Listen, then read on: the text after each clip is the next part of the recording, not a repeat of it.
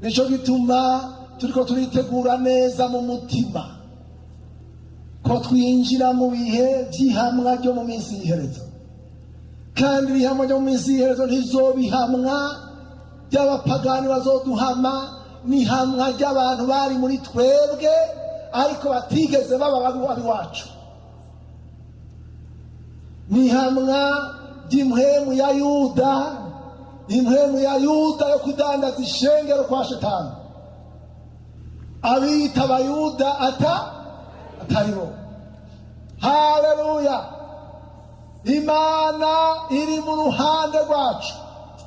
Nagomba mbaze ishengero no munsi, mbega Imana iri mu ruhande rwawe? Umuntu ku giti ciwe turashobora kuba turi mu ishengero rya Pentekoste twese, ariko nagira ndabamenyesha, haleluya, iminsi turiko turagendamwo, ibihe twinjiramwo, n'ibihe ubwirizwa kumenya ko Imana iri mu ruhande rwawe. Amen. Shetani muri ino minsi ahagurukanye amayeri menshi, ahagurukanye ubuhinga bwinshi, ariko arinjira mu madini, ariko arinjira mu mashengero, agomba kuzazanirwa inyigisho zituma tuzazanirwa, agomba kuzana guhindura ivyo twamenye kera. Ivy'ishengero bimazemo imyaka 89, igiribe 90, mugiye gutangura kumva izindi nyigisho mutari bwigere mwumva, ivyo bitigeze vyigishwa muri Pentekoste. Hari abantu bagiye guhaguruka bigisha ivyo mutari bwigere mwigishwa. Bisanzwe Imana iri mu ruhande rwacu. Amen. Jewe nta bwoba mfise. Amen. Narafashe umwanya wo kuvyitegurira. Haleluya! Nta kintu umuntu yompa co tuba mpindura. Ibitsibo tugiye kwambara mu ntambara tugiye kurwana y'umuhemu, ibitsibo bikomeye. Bakozi b'Imana, bigaragare ko twahamagawe n'Imana nuko tutahamagawe n'Imana. Bigaragare ko dukorera ijuru canke twakoreye ibindi. Amen. Bigaragare ko turi abakozi b'Imana canke turi abashefu de zone canke abasitanteri. Amen. Bigaragare, haleluya, ariko bisanzwe Imana iri mu ruhande rwacu. Ninde azoshobora kuturwanya? Amen.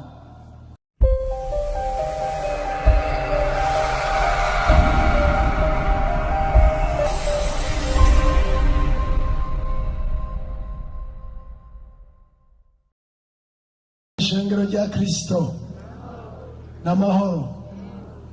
Imana ishimwe ku majambo meza y'Imana turiko turumva. Ngomba mbandanye nanje nsomye hariya mu cete Paulo yandikisha ishengero ry'i Roma, mu gice c'8. Ishengero ry'i Roma hariya mu gice c'8, icete Paulo yandikisha ishengero ry'i Roma mu gice c'8, mbere ku murongo wa 18. Ivy'ubwiza tuzohishurirwa.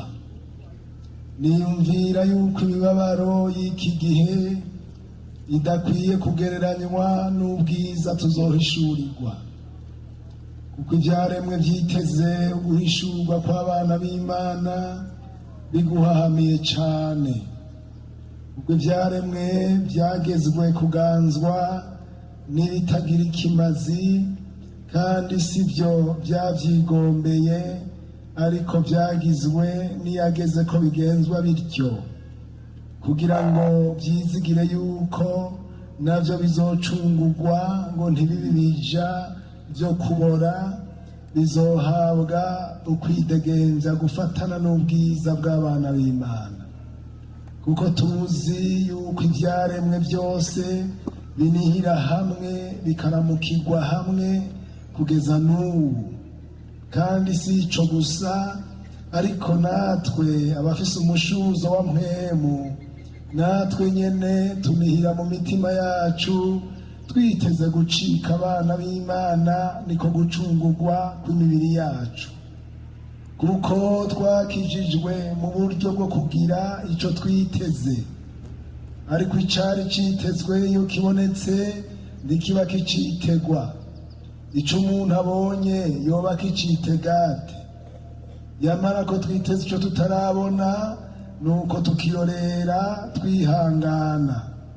Niko na Mpwemu adufasha mu ntege nke zacu, kuko tutazi ko dukwiye gusenga, ariko Mpwemu bwiwe aradusengera aniha iminiho itovugwa. Ariko isesa imitima irazi ivyo Mpwemu yiyumvira, kuko kw'Imana igomba, ariko Mpwemu asengera abera. Kandi turazi yuko kubakunda Imana byose bifataniriza hamwe kubazanira ibyiza abahamagawe nk'uko yabigabiye. Kuko abo yamenye kera yabatoranije kera gushushanywa n'ishusho y'umwana wayo, kugira ngo abe imfura muri bene se benshi. Abo yatoranije kera yarabahamagaye, abo yahamagaye yarabatsindanishirije, abo yatsindanishirije yabahaye ubwiza. Imana ishimwe. Mwami wacu Yesu, mukunzi wacu mwiza, turagushimiye ubuntu nk'ubu twagiriwe kuba muri iki gikorane. Turagushimiye Imana amajambo meza yibutsa ishengero ryawe yuko hari ivyo turorereye, kandi uwo munsi uzohavushika. Petero yavuze ngo uwo munsi tuwurereke, mbere ngo tuwurereke tuwuhamiye, kugira ngo uwo munsi uzodusange mu mahoro, tutagira agasembwa, tutari ku mugayo imbere yiwe, imbere y'Imana. Haleluya! Yesu nushimwe. Nanje ndahagurutse n'umunyantege nke, ariko uri umunyenkomezi. Jewe sinoronka amajambo yo gusobanura aya majambo yawe yera, ariko Mpwemu yera naza asobanure, kugira ngo abantu bahera amazinda, abantu bawe batahure, abantu bawe bamenye ukuri, kugira ngo ukuri kubahe ivyizigiro, kubahe gushikama no kurorera ukuza k'umwami wacu Yesu Kristo. Yesu nushimwe. None rero turi hano turakwiteze mu izina rya Kristo Yesu. Amen. Umwami wacu Yesu niwe kanguriro y'ishengero yaremye mu mazi n'ijambo,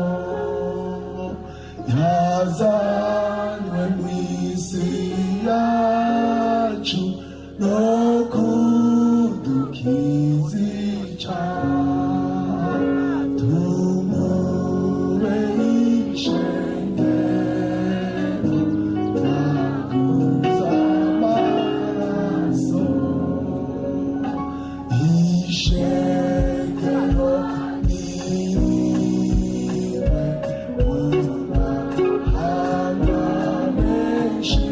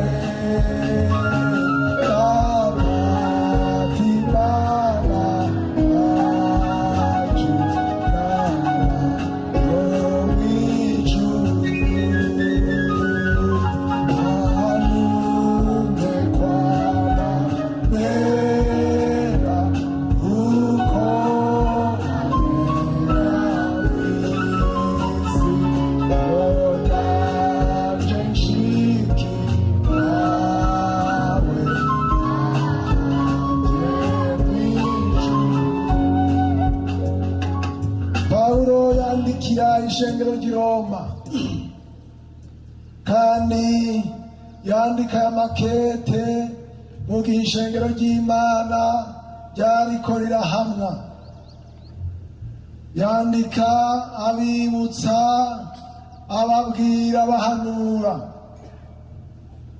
Murabona yuko muri iki gihe ishengero ry'Imana ntiririko rirahamwa, ishengero ry'Imana ririko rirareshwa. Nico gituma mubona yuko rifise ingorane nyinshi, kubera yuko riri muri seduction ritari muri persecution. Ishengero riyo rihamwa, iyo ryankwa, riba ishengero ryiza cane. Ariko ishengero iyo ryemewe, iyo rifise ivyo bisangiye n'isi, iyo rikora imigambi ihuriyeko n'abapagani, iyo rifise aho rihurira n'abanyakibi, iyo ata murongo ugaragara utandukanya abakristo n'abapagani, ishengero riba ribi cane, kandi abantu barazimira kugeza bakibagira ijuru, kuko baba bari ku meza y'ibindi bintu batategerezwa kujamo. Hari abantu batakigomba ko twigisha ibimenyetso vy'ibihe, badashaka ko tuvuga ivyo kugaruka kwa Yesu n'amageragezwa yo mu minsi y'iherezo, kuko abantu ivyo kuja mw'ijuru babihevye. Bavanga ivyo bintu vyo gutera ubwoba abantu ngo nimubireke. ya twebwe ntituri mu idini, twebwe turi mu bwami. Nta hantu na hamwe Yesu yigishije idini, Yesu yigishije ubwami. Na Yohana Umubatizi yamwitangiye imbere, ariko aravuga Kristo yavuze ngo mwihane kuko ubwami bw'Imana buri hafi. Twebwe twinjiye ubwami, nico gituma mu ntambara za nyuma z'iherezo hazoba kurwanya ubwami bw'Imana. Ishengero ry'Imana ryitwa ekleziya. Ekleziya vyasigura sena, leta y'Imana mw'isi. Haleluya. Mbega turacari leta y'Imana mw'isi? Bisigura ngo turi mu bwami bw'Imana. Ubwami bw'Imana busigura ubu turi mu bwami bw'Imana bwitwa influence. Nukuvuga n'ubwami bukweza abantu, buzana abantu ku Mana. Ariko aho Yesu azozira tuzokwinjira ubwami bw'ijuru territoire. Haleluya. Mukwiye gutahura neza rero, Pawulo ngaho arababwira ngo niyumvira. Haleluya. Niyumvira yuko imibabaro y'iki gihe idakwiye kugereranywa n'ubwiza tuzohishurirwa. Haleluya. Yemwe shengero ry'Imana, hariho ubwiza Kristo wenyene yavuze ngo nimuhagarike imitima yanyu, mwizere Imana nanje munyizere. Imuhira kwa Data hari amazu menshi, iyaba atariho mba ndabibabwiye ko ngiye kubategurira hanyu, nzogaruka kubajana iwanje, ngo aho ndi namwe abariho muba. Yesu nashimwe. Iryo ni ijambo ryavuzwe n'umwami Yesu. Rero dukwiye kumenya yuko twebwe imibabaro ducamwo, mukabona ishengero ry'Imana ridaciye mu mibabaro, muzomenye ko ivy'ijuru twabihevye. Ariko niba vy'ukuri tugikijijwe, tubwirizwa guca mu mibabaro. Hariho imibabaro yo mu minsi y'iherezo izokweza ishengero, ikarigira ishengero ryiza. Ishengero ryatanguye mu ihamwa, rimara imyaka ishika hafi 250, hari hamwe ry'ubutavanako. Kandi iyo myaka yatumye ishengero riba ishengero ryiza nico gituma ritashoboye kuzimangana, kuko hariho urubibe rugaragara hagati y'ubupagani n'ubukristo. Mu minsi ya nyuma ishengero rizogeragezwa, nico gituma turiko turitegura neza mu mutima ko twinjira mu bihe by'ihamwa ryo mu minsi y'iherezo. Kandi ihamwa ryo mu minsi y'iherezo ntizobihamwa by'abapagani bazoduhama, n'ihamwa ry'abantu bari muri twebwe ariko batigeze baba bari wacu. N'ihamwa ry'impwemu ya Yuda, impwemu ya Yuda yo kudandaza ishengero kwa Shetani. Amen. Abita abayuda ataribo. Abantu baragoye Paulo cyane. Niyumvira yuko imibabaro y'iki gihe, ndabizi yuko hari n'abakristo baca mu mibabaro myinshi itogereranywa n'ubwiza tuzohishurirwa. Amajambo hasi ngomba kuhateba, ngomba nsimbire ku murongo wa 24, kuko twakijijwe mu buryo bwo kugira icyo twiteze, ariko icyari cyitezwe kibonetse ntikiba kicitegwa. Icyo umuntu abonye yoba kicitega ati, mbega mwebwe icyo mwiteze mwarakibonye? Shengero muri ngaho icyo mwiteze mwarakibonye? Uno munsi mw'isi harabigisha bigisha umugisha, bakigisha abantu bakundisha isi. Ivy'Imana itubwira ko twanka, bo bakabikundisha abantu. Iyo ni inyigisho ikaze cyane muri iyi minsi, inyigisho yo kubwira abantu ngo ntibihane. No munsi n'abantu babwira abantu ngo ntimwihane, ngo nukwihanira mu mutima, ngo nuko ngo ibyaha mubikabibwira Imana, ngo ntimubiserure. Abantu rero bakagira amafyeri ngo n'abanyabwenge, abantu bishira hejuru ntibagombe guca bugufi. Nagana bamenyesha ba Kristo wa Yesu, mushikana amavi hasi mu minsi yacu. Umuntu mu cyumba ciwe apfuka amasenge. Amen. Bega muriko muranyumva? Ivy'Imana yatubwiye ko twica. Uno munsi abantu babwira abantu ngo nibabizure, ariko Imana yavuze ngo twice ingingo zacu zirihe? Ziri mw'isi. Kubera iki? Kuko hari icyo twiteze, kandi icyo twiteze ntiturakibona, turacakirindiriye. Yesu nashimwe. Murabona Paulo aho yandikiye Abakorinto arababwira ngo uru rusago ruri naho ruriko rurabora, hariho iyindi nzu. Amen. Inzu, iyi mibiri yacu n'urusago, ariko mu ijuru dufise inzu. Urusago ni rw'akanya gato, inzu ni ibihe birebire. Ariko icyo ngomba gusigura, ndiko ndasigura ijambo rivuga ngo yamara ko twiteze icyo tutarabona, nuko tukirorera tugirane bihanganye. Niko na mwemu adufasha mu ntege nke zacu, ngo tutazi ko dukwiye gusenga, ariko mwemu bwiwe aradusengera aniha imini itovugwa. Haleluya.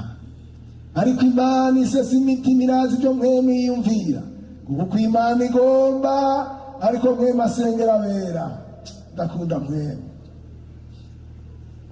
Muri iki gihe tubwirizwa kwihangana, twiteze kuzokwinjira ubwami bw'ibihe bidashira. Turashika tukagira intege nke. Amen. Mbega mwebwe birashika mukagira intege nke? Ariko mpwemu yera arazi ingene dukwiye gusenga, ngo aca dusengera aniha imini itovugwa. Mpwemu yera yitwa umwitsa, mu Kigiriki n'ijambo ryitwa parakletos, umuavoka, umushingwamanza. Haleluya. Agaca asenga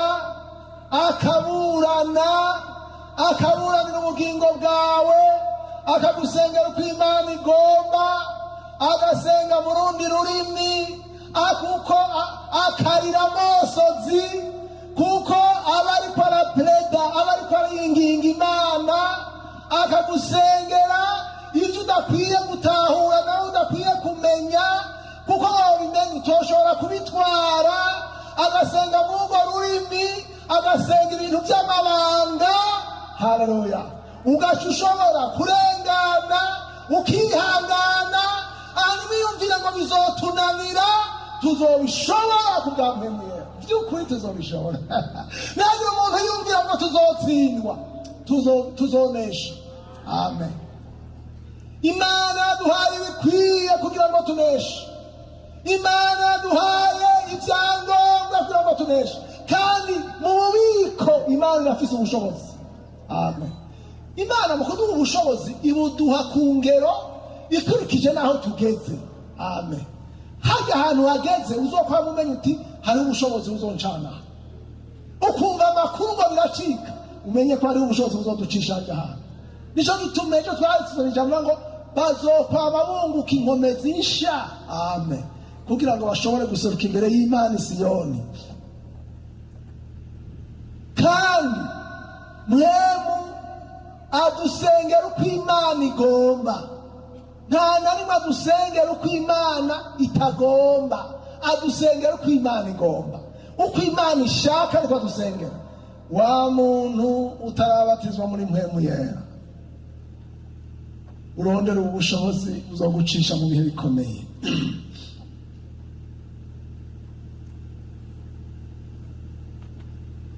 Kandi turazi yuko kubakunda Imana byose bifataniriza hamwe kubazanira ibyiza, abahamagawe nk'uko yagize yabigabiye. Twese Imana yabigabiye kera itaraturema kuzoduhamagara.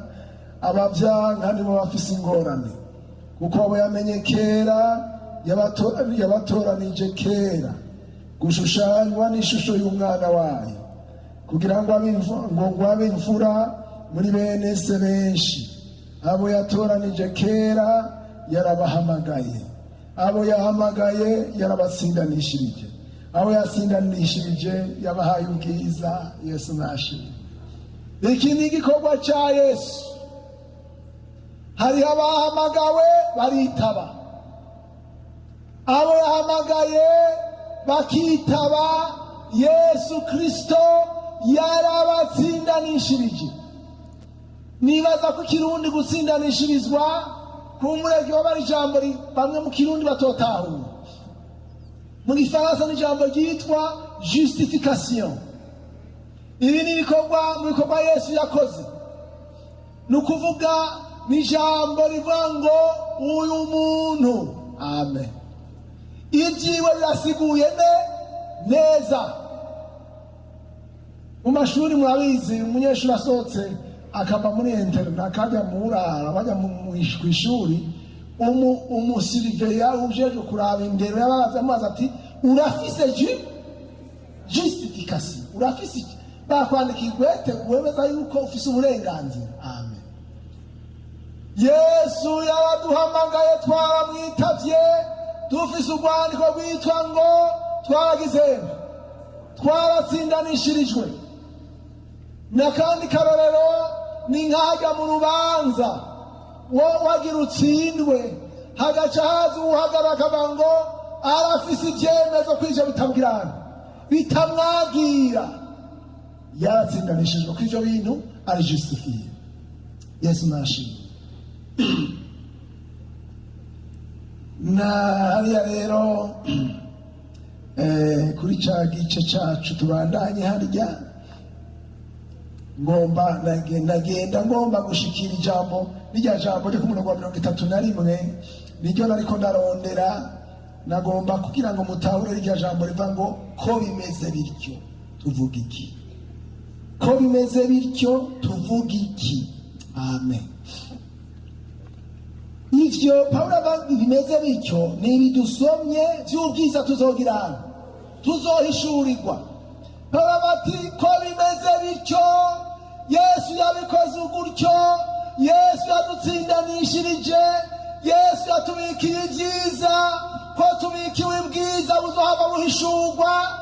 Ko bimeze bityo rero tuvuga iki? Bisanzwe Imana iri mu ruhande rwacu, wo turwanya ninde? Ngaha Pawulo yaribajije ibibazo, ngomba nsome hano. Yaribaza ibibazo akongera akishura. Ko bimeze bityo tuvuga iki? Bisanzwe Imana iri mu ruhande rwacu, uwo turwanya ninde? Amen. Yesu nashimwe. Haleluya. Imana iri mu ruhande rwacu.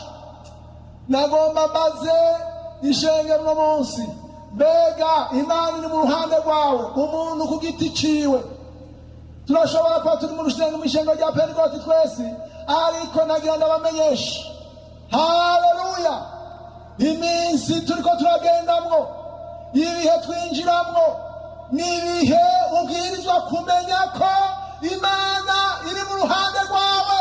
Amen. Uryame mu nzu yawe uzi ko Imana iri mu ruhande rwawe. Ugenda muri kino gihe uzi ko Imana iri mu ruhande rwawe. Haleluya. Yesu nashimwe. Bisanzwe urumva hari ibyasezeranywe, hari ibyo Imana yatwemereye, hariho ubwami.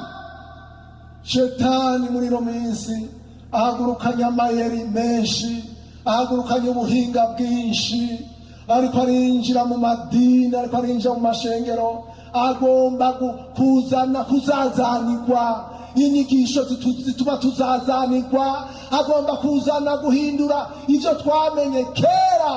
Iby'ishengero bimaze mu myaka 89 igira 90, mugiye gutangura kumva izindi nyigisho mutari bigere mwumva.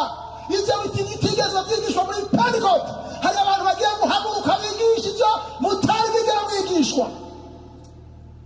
Bisanzwe Imana iri mu ruhande rwacu. Amen. Jewe nta bwoba mfise. Amen. Narafashe umwanya wo kubyitegurira. Haleluya. Nta kintu umuntu yompa cyo tuma mpindura, nta mushahara wanyandikira wo tuma mpindura. Amen. Yesu nashimwe.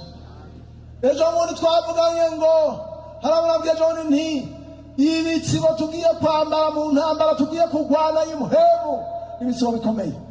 Bakozi b'Imana, bigaragare ko twahamagawe n'Imana nuko tutahamagawe n'Imana. Bigaragare ko dukorera ijuru cyangwa twakorera ibindi. Amen. Bigaragare ko turi abakozi b'Imana cyangwa turi abashefu de zone cyangwa abasitanteri. Amen. Bigaragare. Haleluya.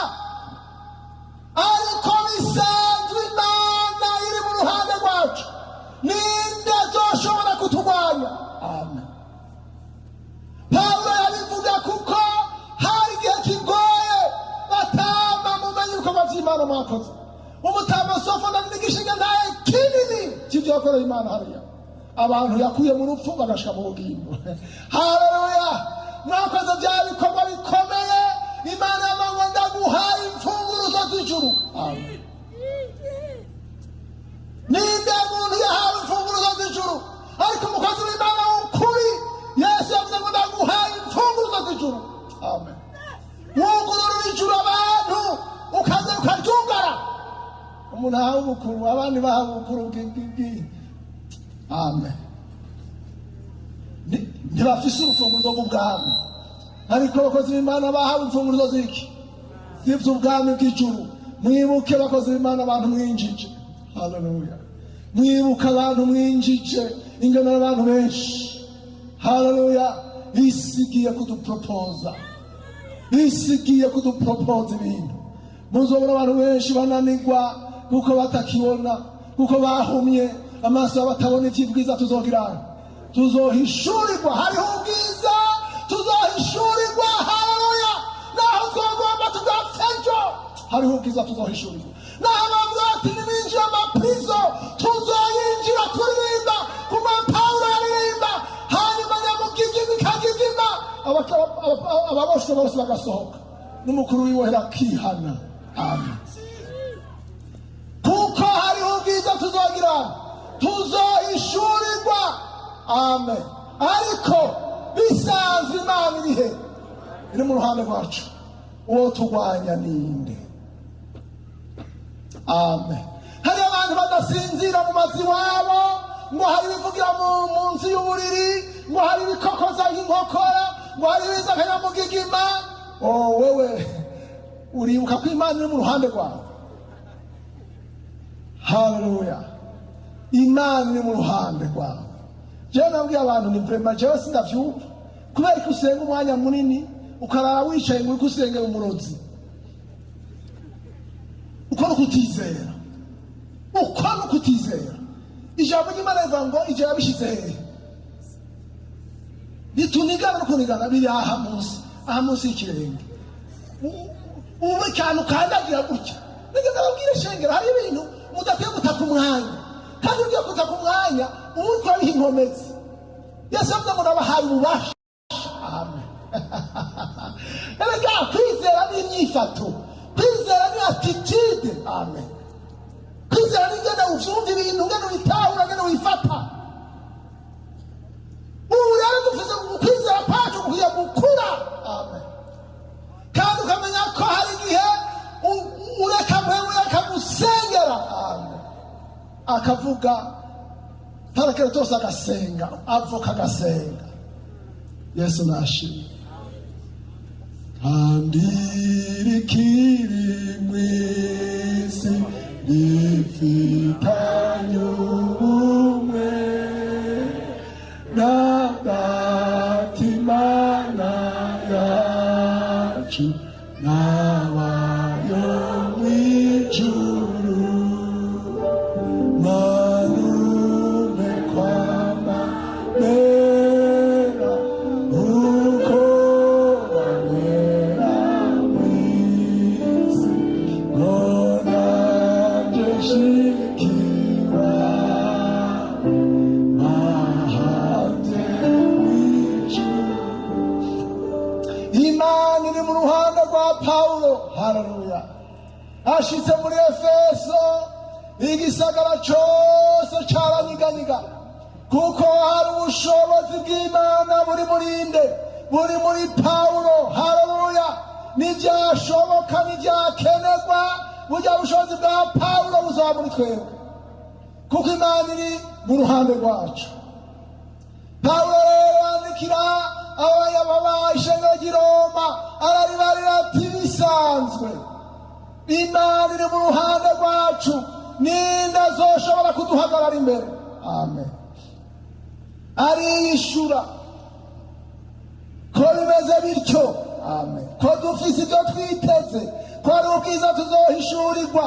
Bisanzwe Imana iri mu ruhande rwacu, uwo turwanya ninde? Haleluya. Yitimanya umwana wayo, ikamutanga ku bwacu twese, izoburite kutugabirira byose kuri we. Aha rero ariko arasobanura igiciro cy'abantu b'Imana.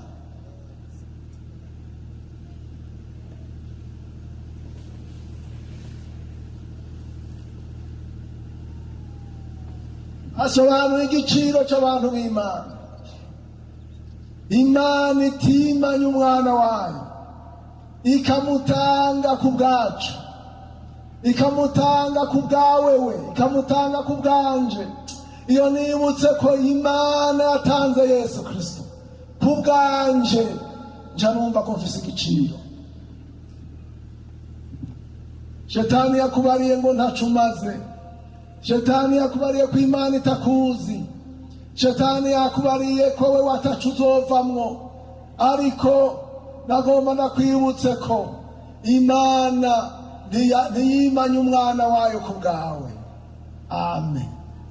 Izotugabira byose, ibitugaburire murinde muri Kristo Yesu.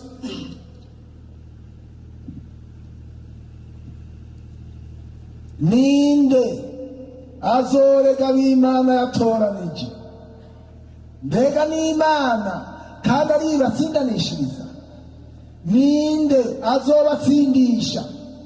Mbega ni Kristo kandi ari we yapfuye, ibi biruta yarazutse, ari buryo bw'Imana, bitaye ko aragirana n'uno munsi aracagirana. Yemwe turahambaye. Mwijuru Yesu ni wasenga wenyene. Mwijuru Yesu ni wasenga, kandi murabona yuko asengera ibyatsi. Nico gituma Yesu hajya yatambara umubiri, kandi ibikorwa Yesu yakoze mu isi byose yabikoze nk'umwana w'umuntu. Muriko muranyumva? Yabikoze nk'umwana w'umuntu. Kuko isezerano Imana yari yasezeranye hamwe muri Tobeka muri Edeni, yari yavuze ngo urubyaro rw'uyu mugore ruzokumena umutwe. Yategetse kwambara umubiri kugira ngo ashobore kuzobabara, ababazwe, abikimazi, hanyuma amaze gusubira kwa se ashobore gutabara abageragezwa, kuko nawe yageragejwe. Nico gituma n'uno munsi, kuko azi icyo ari cyo, azi ibyo turimwo, aragusengera. Nico gituma mubona hariya mu byashiro Yohana ngo abo bantu bavuye hehe ni bande? Abamarayika ngo bazotangara, batangazwe no kubona amasinzi yinjiye mu ijuru, kuko bari bazi mu isi ingene bigoye. Ariko murabona ko Yohana yabibajije akishurwa, akavuga ngo banesheje Shetani, ngo bamuneshesha amaraso y'abamwagazi no gushinga intahe.